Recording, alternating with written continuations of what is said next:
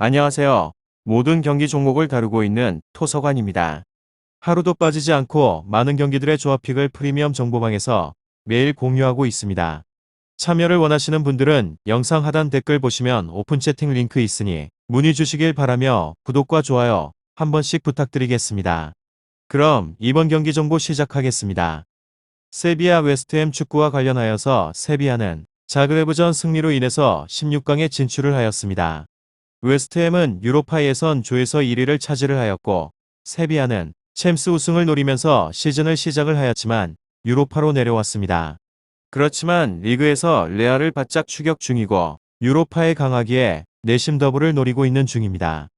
델라이니가 이번 홈경기에 징계로 결장을 하지만 페르난두와 라키티치 토레스와 조던 등 3선을 책임을 질 수 있는 선수가 어느 팀보다 많기도 하고 쿤데가 수비 라인을 지휘를 할 수 있기도 합니다.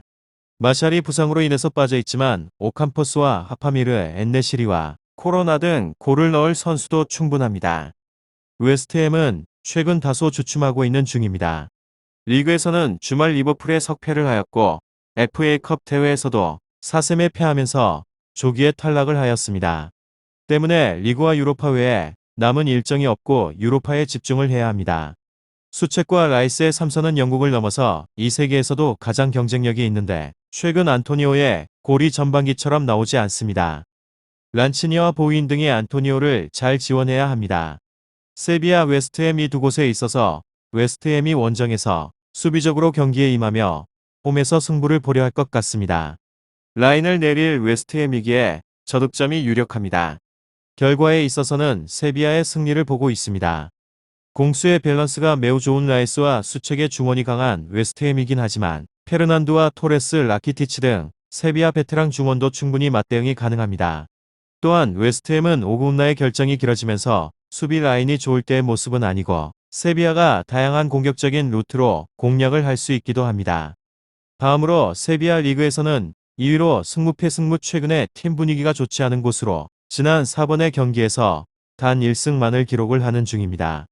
1승 2무 1패로 여전하게 리그에서는 2위라는 높은 순위를 차지를 하고 있는 중인데 19위 팀인 알라베스를 압도를 하지 못할 정도로 힘이 다소 떨어진 모습을 보이기도 합니다.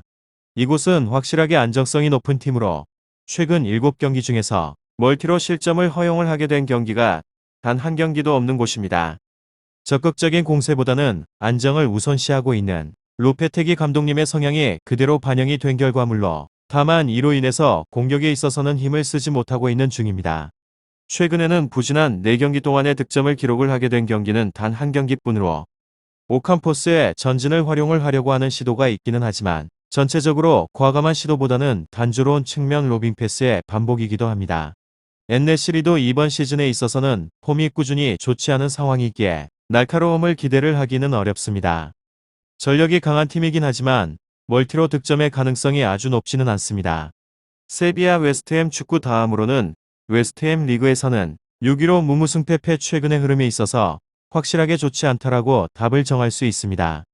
지난 5번의 경기에 있어서 승리를 따내게 된 경기가 단 한 경기뿐으로 물론 리버풀을 상대로 하여서 0대1의 패배를 당하게 된 것은 어느 정도 참작이 가능하긴 하지만 사우스햄튼에게 1대3의 완패를 당하게 된 것은 팀의 전력을 생각하게 되면 많이 아쉬운 결과라고 보여집니다. 현재에 있어서는 팀에 몇 가지 문제가 있긴 하는데 특히나 라이스의 이탈이 가장 치명적으로 보여집니다.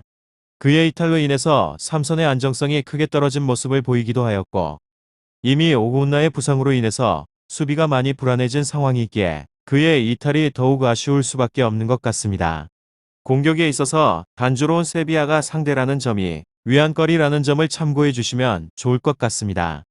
다음으로 세비야 웨스트햄 공격에 핵보인의 상태가 괜찮다고 컨펌이 되어 있는데 현재에 있어서는 이번 원정에 있어서 동행을 하지 않게 될 가능성을 높게 보고 있는 중입니다.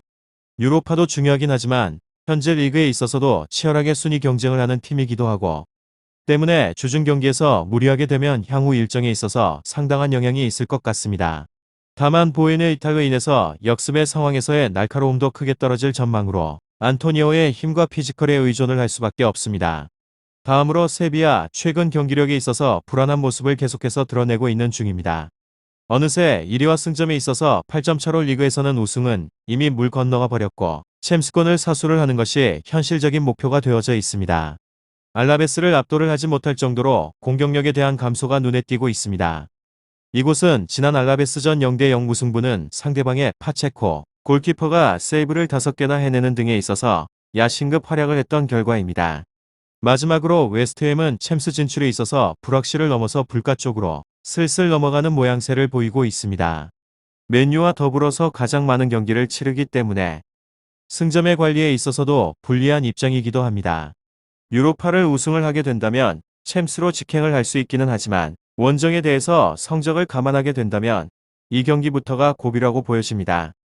현재 소식통에 따르게 되면 보엔의 원정 동행이 불확실하다는 소식이 있습니다.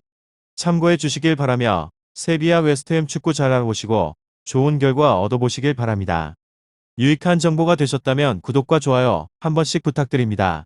그리고 최종 조합과 정답치는 항상 프리미엄 정보방에서 항상 공유하고 있으니 참고해 주시고 이번 영상 마무리하겠습니다.